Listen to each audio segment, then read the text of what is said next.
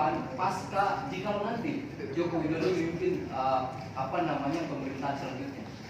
Yang pertama, saya ucapkan terima kasih atas kerja keras dua tim kandidat. Saya juga sampai hari ini pun dua-duanya masih survive, masih saling menjaga ritme politik nasional sampai dengan hari ini, sehingga efek di daerah pun masih terjaga dengan baik.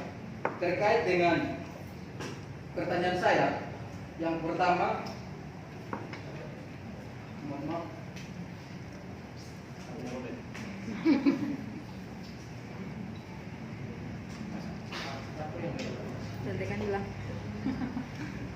Yang pertama, saya sedikit melihat profil daripada Jokowi terkait dengan programnya dalam ekonomi utuh. Yang pertama, Jokowi dalam bidang ekonomi tertuang dua misi penting.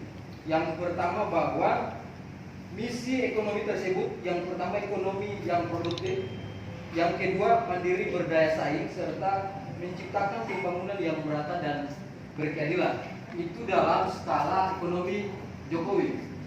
Kemudian saya juga melihat data dari RAPBN 2019, yakni untuk mendorong investasi dan daya saing melalui pembangunan sumber daya manusia. Ada sinkronisasi secara persuasif terkait dengan kinerja ekonomi Jokowi. Saya memberikan sebuah apresiasi karena memang sangat fluktuatif dengan keadaan saat ini. Itu yang pertama. Yang kedua, kita melihat bahwa RAPBN 2019 itu disusun dengan memperhatikan kondisi terkini serta prospek. Yang pertama, pertumbuhan ekonomi diperkirakan mencapai 5,3%. Yang kedua, inflasi masih dapat terkendali dalam kisaran 3,5%. Kemudian yang ketiga, nilai tukar rupiah terhadap dolar Amerika Serikat diperkirakan berada pada 14,400 per dolar Amerika Serikat. Tingkat suku bunga SPN 3 bulan sebesar 5,3%. Dari kajian itu, asumsi dasar ekonomi makro bahwa pertumbuhan ekonomi 5,2%. Itu dari sisi kajian data yang saya ambil. Kemudian saya melihat bahwa secara infrastruktur memang sangat baik secara pembagian kinerja dari sumber dana APBN untuk dari wilayah daerah hingga pusat. Kenapa kalau kita berbicara daerah kita mengacu pada PAD, anggaran dana daerah. Itu salah satu ukuran kenapa harus diberikan sebuah kabupaten. PAD, pendapatan asli daerah. Itu salah satunya untuk mendistribusi alokasi di daerah tersebut. Itu adalah salah satu prasyarat untuk adanya sebuah kabupaten. Dan sampai saat ini ekonomi yang paling mengacu kita memprihatinkan itu deposit, dalam hal ini utang. Memang secara secara krusial kita melihat bahwa ekonomi saat ini pembagiannya secara infrastruktur, secara secara infrastruktur maupun secara ekonomi makro dan mikro itu sangat bagus dijalankan dalam sistem ekonomi birokrasi yang humanis, karena tidak ada konflik secara struktural maupun non struktural. Itu dari sisi birokrasi. Kemudian menjadi sebuah keresahan saya yang belum dapat saya fee-nya, bahwa dalam pasca saya melihat bahwa dua kubu antara Prabowo dan Jokowi tidak mengkonkretkan ekonomi untuk halayak masyarakat dalam hal ini yang tidak secara pendidikan tuntas. Karena kalau saya melihat bahwa dalam skala masyarakat warga, kalau sekolahnya sampai kelas SMA atau S1, minimal banyak kreativitas yang bisa mereka, minimal ada budget yang bisa mereka dapatkan dalam berbulan itu.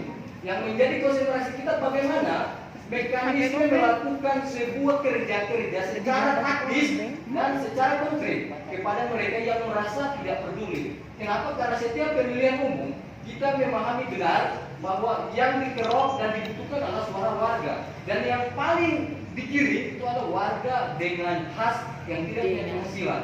Karena selalu membuat secara isu komunikasi maupun politis mereka yang dikejar maupun yang tidak berdaya pun diasumsikan harus punya hak untuk mencoblos. Dan itu yang seharusnya kita perhatikan. Karena menurut saya bahwa kalau kita yang sudah punya pekerjaan, ini minimal dilepas bisa berkreasi. Namun mereka yang vakum tidak bisa berbuat apa-apa, ini sengaja dihilangkan hanya sebatas isu nasional. Dan itu menjadi sebuah subjektif yang sampai saat ini kita tidak dapat form secara kualifikatif seperti itu. Dan ini hanya sebagai jualan mainan untuk menarik secara perhatian untuk mereka mencoba siapa yang mereka milihkan. Dan yang terakhir bahwa mungkin saya lebih vulgar secara umum, saya tidak secara eksplisit. Dan terakhir harapan saya 100 hari berjenjang. Kita melihat Prabowo selalu mengumbar bahwa akan membuka lapangan pekerjaan seluas-luasnya kepada seluruh wilayah yang saat ini secara ekonomi mikro maupun makro belum terbentuk baik dalam hal pembagian kerja-kerja birokrasi. Dan yang terakhir saya menginginkan bahwa untuk pembagian perusahaan-perusahaan, saya sangat dilema kalau kita melihat bahwa kita melihat bahwa daerah-daerah yang menjadi tulang punggung sekarang ini orang asing dalam pembagian kekuasaan kerja. Karena lebih banyak rekrutnya itu dari anggota asing. Dalam hal ini mungkin karena kontrak investasi dengan para elit asing. Saya mohon kebijaksanaan, kalau bisa ini dimasukkan dalam debat ketiga. Kalau bisa dimasukkan, bahwa dipertegas bahwa kepada warga yang saat ini risau akan pekerjaan mereka jika nanti Jokowi Ma'ruf terpilih lagi. Amin. Belum bisa move nih. Jokowi Ma'ruf terpilih. Amin. Mohon secara secara desainnya itu sudah dilempar ke media sehingga mereka tidak tergesa-gesa dan tidak gelisah dalam memutuskan sebuah keputusan politik ke depan. Terima kasih atas kehadirannya, Bapak. Waktu saya kembalikan moderator. Terima kasih. Ya, terima kasih. Boleh ditangkap. Cukup untuk